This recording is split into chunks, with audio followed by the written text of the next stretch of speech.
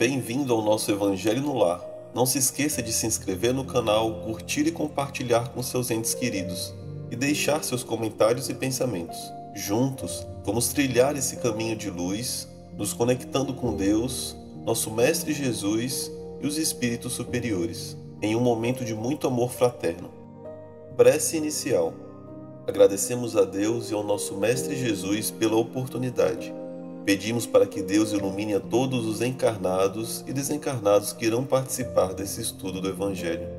Que os nossos amigos do plano superior possam nos acompanhar e instruir nesse estudo.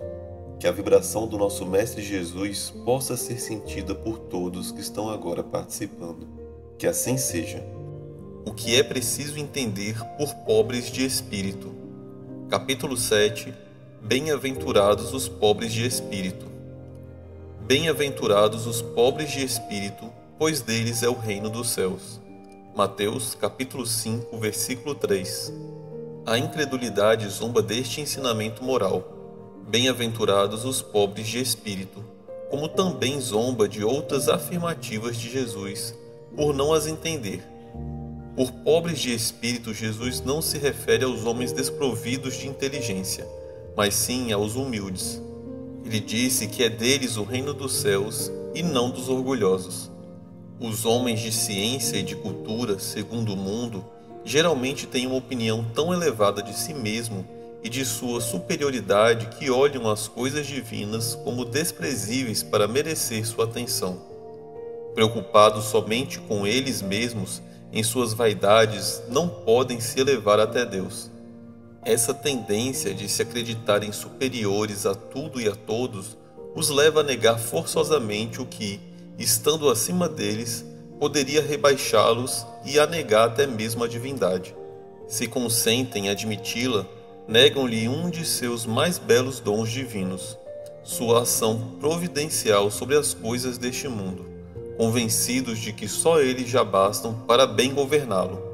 Consideram sua inteligência como se fosse a medida da inteligência universal e, julgando-se aptos a entender tudo, não creem na possibilidade daquilo que não entendem e que, quando opinam sobre alguma coisa, consideram os seus julgamentos como definitivos e inapeláveis, ou seja, indiscutíveis.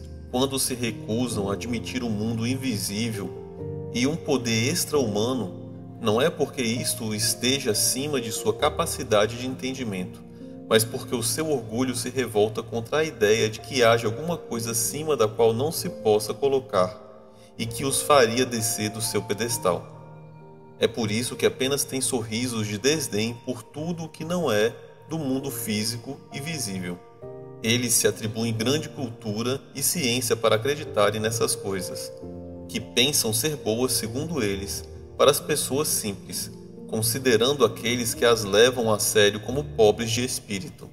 Entretanto, digam o que disserem, forçosamente entrarão, como todos os outros, no mundo invisível que ridicularizam. É aí que seus olhos serão abertos e que reconhecerão seu erro. Porém Deus, que é justo, não pode receber da mesma maneira aquele que desconheceu a sua majestade e aquele que se submeteu humildemente às suas leis, nem dar a ambos um tratamento igual. Ao dizer que o reino dos céus é para os simples, Jesus quer dizer que ninguém é lá admitido sem a simplicidade do coração e a humildade de espírito, que o inculto que possui estas qualidades será preferido e não o sábio que acredita mais em si mesmo do que em Deus. Jesus sempre colocou a humildade entre as virtudes que nos aproximam de Deus e o orgulho entre os vícios que nos distanciam dele. Isso ocorre por uma razão muito natural. Enquanto a humildade é um ato de submissão a Deus, o orgulho é uma revolta contra ele. Mais vale, pois, para a felicidade futura do homem, ser pobre de espírito no sentido do mundo e rico de qualidades morais.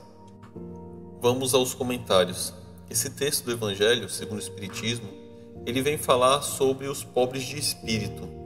E Jesus, quando esteve conosco, ele não quis dizer que os pobres de espírito são as pessoas que carecem de inteligência, mas sim a todos os humildes, que em sua simplicidade reconhecem que não sabem de tudo e que estão dispostos a aprender, carregando nas suas vidas todos os ensinamentos e as leis divinas, as leis de Deus. Por outro lado, o texto também fala dos orgulhosos, que são aqueles que acham que sabem de tudo e que não precisam aprender mais nada e muitas vezes até negam a existência de Deus. E é justamente nisso que eles erram, porque o orgulho faz com que a gente não consiga enxergar Deus. Porque essas pessoas, quando estão cheias de orgulho, elas acham que são superiores e melhores que as outras pessoas e que não precisam de Deus. Por isso eles negam até a existência dele. E infelizmente é por causa disso que eles não conseguem ver a verdade e principalmente conseguir se conectar com Deus. Mas aí tem os pobres de espírito que Jesus fala, que são os humildes. E é interessante a gente analisar isso porque quando somos humildes, nós reconhecemos que somos pequenos e imperfeitos. E isso permite que a gente consiga abrir nosso coração para Deus e aprender com Ele. E nós temos o maior exemplo de humildade em nossa história, que foi Jesus. Porque Ele, sendo um espírito de altíssima evolução e sem necessidade nenhuma de passar pela situação que Ele passou, Ele aceitou humildemente reencarnar na Terra para nos ajudar na nossa evolução. Tudo isso feito com muita humildade e com muito amor, que é o maior mandamento de Deus. E Jesus mesmo, em diversas passagens, ele vem falar que a humildade é a verdadeira grandeza, e é por isso que precisamos ser humildes para conseguir evoluir. Porque a humildade, ela permite que a gente consiga aprender, que a gente consiga crescer e consiga se conectar com Deus. Então, meus amigos, se a gente quiser realmente ser felizes e conseguir evoluir na nossa caminhada evolutiva, precisamos de coração seguir o exemplo de Jesus e sermos humildes. E com isso encerro meus comentários. Se você quiser fazer o seu, pause o vídeo e depois retorne. Vibrações. De olhos fechados, vibremos em harmonia por muito amor, paz e equilíbrio para toda a humanidade. Pela implantação do Evangelho em todos os lares.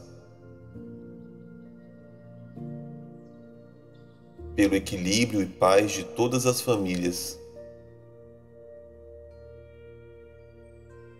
Pelo perdão e concórdia dos que sintetizam conosco, visualizando a união e amizade mútuas.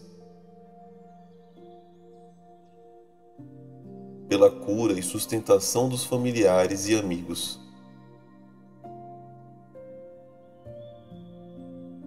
Pelos presentes na reunião.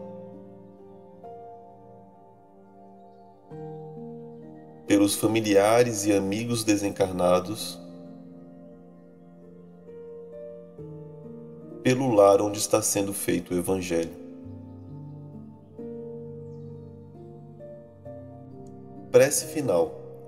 Agradecemos a todos que participaram neste Evangelho, principalmente nossos benfeitores espirituais que nos assistiram e guiaram para um bom entendimento.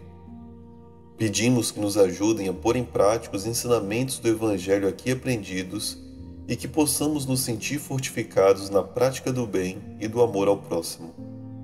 Desejamos aos nossos irmãos sofredores a ajuda necessária para o seu adiantamento e o perdão por qualquer falha que podemos ter cometido com eles. Pedimos que nos livrem dos maus pensamentos e que nos ajudem a não darmos entrada a nenhum mau espírito que queira nos induzir ao mal. Que Deus, nosso Mestre Jesus e os bons espíritos possam nos guiar no caminho do bem e nos envolvam em um manto de muita luz e amor. Que assim seja. Curta e compartilhe esse vídeo. A maior caridade que podemos fazer pela doutrina espírita é a sua divulgação. Assim daremos a oportunidade para os outros conhecerem também o Espiritismo. Até a próxima, amigos!